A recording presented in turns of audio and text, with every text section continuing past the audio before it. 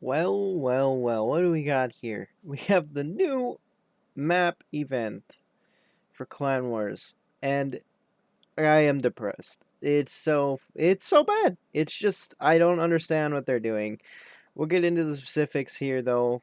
Just started the video. I just wanted to make something because this is how absurdly dumb and out of touch with the player base wargaming is. Um, yeah, like just you'll see in a second. So the first thing we can see here is that the event is going to be 2 weeks from the 7th to the 21st. And that's a pretty normal time frame for winter campaigns. But we'll skip the video for now. A lot of people have seen it. It's already been leaked. If you want to see it, then maybe I'll put a link in the description. But yeah, so reward vehicles. Everything is available this winter campaign like usual. And here is the big problem. This is the thing that I'm most upset about, and most people are. And like going back to the YouTube video, like I saw one positive comment about it from somebody who's been saving up bonds. That's it. But anyway, 1,200 reward vehicles for earning position in the event's personal leaderboard. So that's your fame points. That's where you get 1,200 people. Only 1,200 are getting a tank based off of their points. To put it into perspective, scroll down here. Where's it at? Where's it at? Where's it at? Where's it at? This is the wrong thing, I think. No, it's not. It should be in here at the rewards down at the bottom. Here it is. The top 1,200 players by personal fame points will receive the Anomalous style for the VK72K. This is last winter campaign. The same amount of people that got a 3D style last winter campaign are now getting a tank. Now, you still get a style for the top 1,200 in this campaign. It's the M60 style, which we'll see here in a minute or two. But the main problem I have with this is this number right here. 2550 for auction. And the auction isn't going to be a low auction. So people think, oh, there's a lot more auction vehicles. The bid will be like 10k bonds. No. Trust me, I know players, I've been around players who have more than 50k bonds saved. The bid is not going to be that low. It will not, unless we come together as a community and say, hey, you know what? Screw wargaming. Let's just everybody bid 10k. Whoever bids first gets the tanks, which is not going to happen. It's somebody's going to screw somebody over, and it's just not going to happen like that. Moving on to the permit to auction for prize vehicles. It is going to require some components, as you can see here. 2 suspension components, 1 engine component, 2 tooling, 8 fasteners. This right here is like 10 to 15 games worth of scrap stuff like that. Scrap spare parts, or metal stuff. Personal fame rework. Basically, I didn't really look into this beforehand, but this was pointed out to me by one of my friends. So, you get 10 points for winning, 7 points for losing. There is no equation anymore for fame points. It's just a straight number.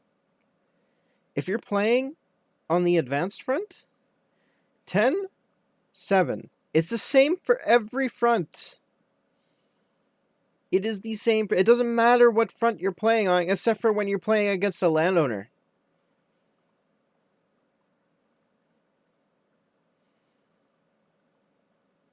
Like, look at this. 14, 14, 21, 21, 28, 28. And the only difference is this number. Victory and defeat. You're basically grinding this campaign.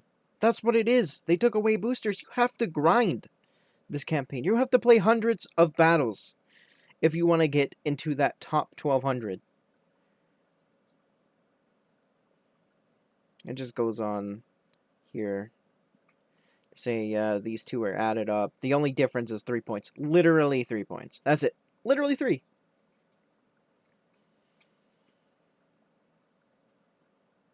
It's so dumb. I speechless. It leaves me speechless. Yeah, improvements to special battles. Nobody cares. Be honest, really nobody cares.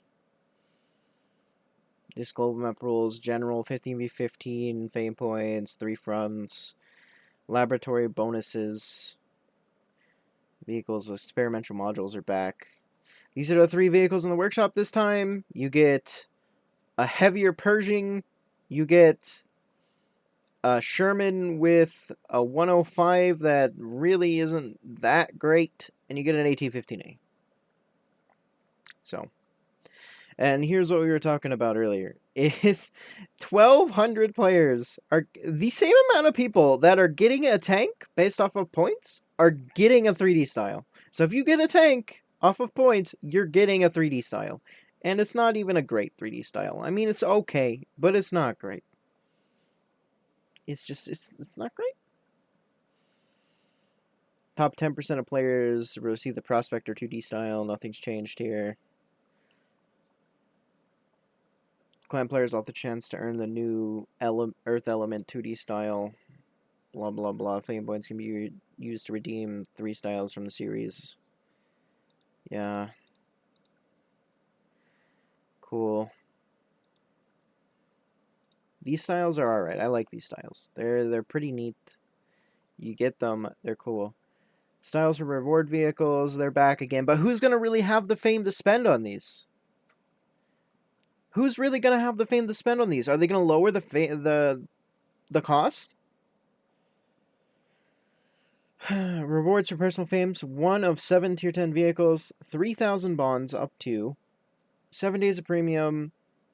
3 million credits. 3 female crew members. Styles. The badge actually looks really good. I like the badge. Winner medal looks pretty cool. Confrontation top 10 medal looks pretty cool. Top 100's alright. The hero badge is nice. And here's like, this is the final thing for this, but like, the event's reward pool will be 1.6 million gold. Okay? You still get the personal bond booster of times 7 up to times 7. This is the last campaign. Where I went too far. Where is it? Where is it? Total prize pool of 3 million gold. So not only did they change the way that you're getting tanks, they're bringing out less gold. You're getting less gold for the same amount of tanks. They're giving out the same amount of tanks. This campaign, it was 600 for auction, 3150 because they messed up something for actual fame points. So you're getting the same amount of tanks up here. Where does it say it? Come on, kind of slow. Looking for it. There we go. 1,200, 2,550. That's 3,750. So you're getting the same amount of tanks. You're just cutting the middle ground players out and giving the players who have 50k bonds because they're not spending their bonds on purple equipment and stuff like that to be more competitive. They're just not spending their bonds like that. You're giving them the tanks to what? Go and still get demolished by a middle tier clan that has that'll have half the amount of chieftains now? Just because you have a chieftain doesn't mean you're gonna fucking win games. Sure, it helps. It really helps. But just because you have a fuck ton of chieftains doesn't mean you know how to focus fire correctly. Doesn't mean you know how to push. Doesn't mean you know how to play your position. Doesn't even mean you know how to play the tank. So sure, you used your 50k bonds, 60k bonds to get a chieftain with the 2550 auction tanks. Guess what? You're still going to get owned by any clan that is respectable. and they're not even going to have as many chieftains as you now, it's just embarrassing. It would be embarrassing. I don't understand, but I'm gonna get into the ways to fix this. One, the backlash has been so huge that I don't think the next campaign is going to be like this. The next campaign, if it is like this, Wargaming is literally trying to kill competitive, and it's pretty obvious. So hopefully Wargaming, get in touch with your players. Please, I beg of you. Please. Listen to the player base that isn't the boomers that have all of the bonds. And I'm friends with some boomers. Some of them are pretty chill, not gonna lie. But like, some of them shouldn't have chieftains. But anyway, how do you fix this? One, you either put more reward tanks for fame in. 1200, in my opinion, is kind of low. If it was 1750, I think people would have a shot. It's a little low, but I think people would have a shot. Two, you just add more vehicles to the auction. You bump that number from 2550 up to 6K. If you put that number up to 6K, then the auction bids start to go down to around 20K fame, or 20K fame, 20K bonds. They start to go down to 20K bonds, okay? So, like, people have a chance to get 20K bonds. There are a bunch of middle tier players who are saving up for things like the Kampfpanzer or the Concept 1B that have on hand like 17K, 15K bonds that after the campaign's over, they'll have enough to bid to get the tank. But no, you chose this awkward middle ground where if you're not in a top 15 clan, the likelihood of you getting a vehicle based on points is really low.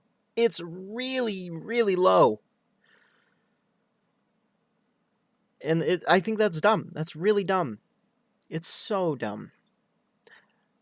So you chose the middle ground where that happens, or you have to bid 50K to 60K bonds to get a reward vehicle. It's dumb. It's really dumb. It's so dumb. You're cutting out the entire middle of your player base for the NA server. And this is the same for other servers, I would think, too. EU has 12K tanks being offered. 4K of them are for points. It's dumb. On Asia, 600. They're getting 600 tanks for points. And 1,300 for auction. It's dumb.